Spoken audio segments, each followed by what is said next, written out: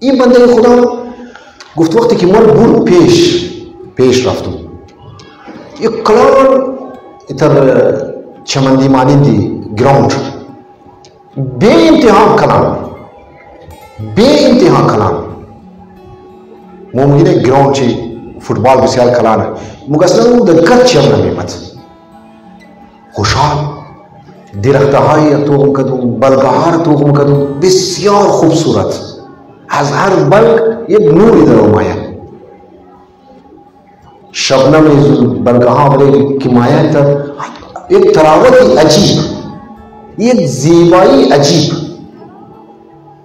ممکن تمزید دوران خوشحال بلگه تو موری کن نما دیگر نمور ما کجا بور میجم دور دیگانی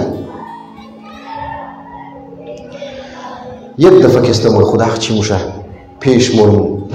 میگرم که روی بوری من بیشمار انسان ها هسته اول ما نمیگم خالم انسانه بیشمار انسان ها خبر چیه؟ بیزویه تمام شد بیزو کم جلوتر که موری خبرت متخیل گرگه جلوتر که موری کرم یا بیشنه دیده نه کرمه های ریزه کرمه های مگر او تراوت و او زیبایی و او لذت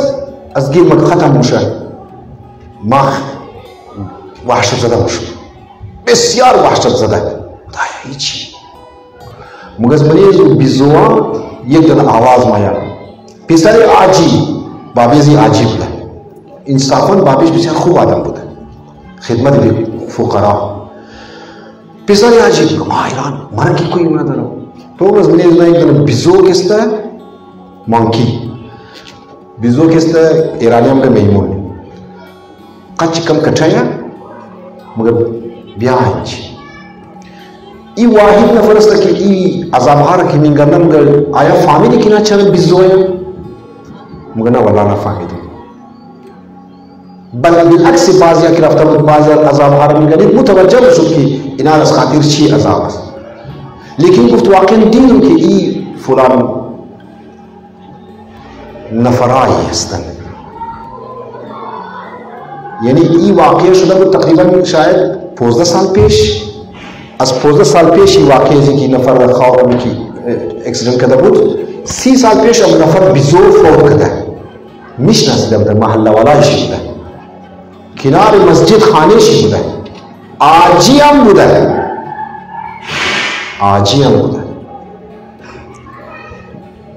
او کرم کی بوده ریزه مگر اونا مانی دی که اتر چادر مانی دی که آهن دبری چت کو باز اوقات کویتا دیگه غریبا چادر میله یک گاډر است سیمنٹ است یکو باز چادر میله که گرمی موشه دسی خطرناک مگر مانی د زوم دیز تر تخته بود اینار دستاب در میداد و ما فهمیدم که بعض کریم فلان نفر است محله والای میه این بیزو فلان نفری خانواده میں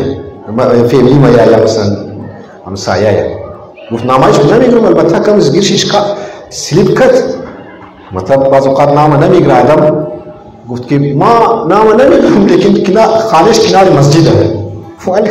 بعضی دیگر دیدی مو جستجوگری دیگر مسجد میری بس سی خانه را میری یعنی سی نه انسان ها دنبال عیب میگشتن دنبال عیوب میگشتن اونا گفت که کرمه ها را در میداد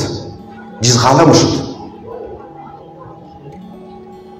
عجیب این چیزها بود ازانی من برادرانی من این وضعیت انسان ها مو اینا که میخواهیم کم عرض منو به خاطر چیه ازانی من به خاطر دو روز دنیا که دو روز دنیا خورا سعی کنید در با خدا باشید با اهل بیت باشید